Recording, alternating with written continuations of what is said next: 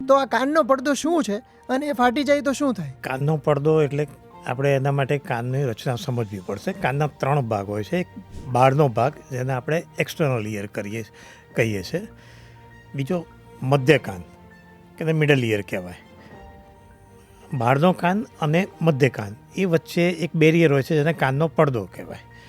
અને કાનનો પડદો એ હિયરિંગ માટે સૌથી વધારે એટલે સાંભળવા માટે સૌથી વધારે જરૂરી વસ્તુ છે.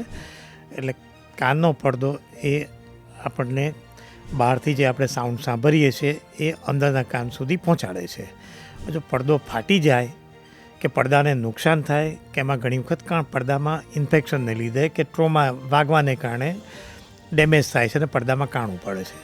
એને આપણે સાદી ભાષામાં સરળ ભાષામાં કાનનો પડદો ફાટી ગયો એવું કહીએ છીએ.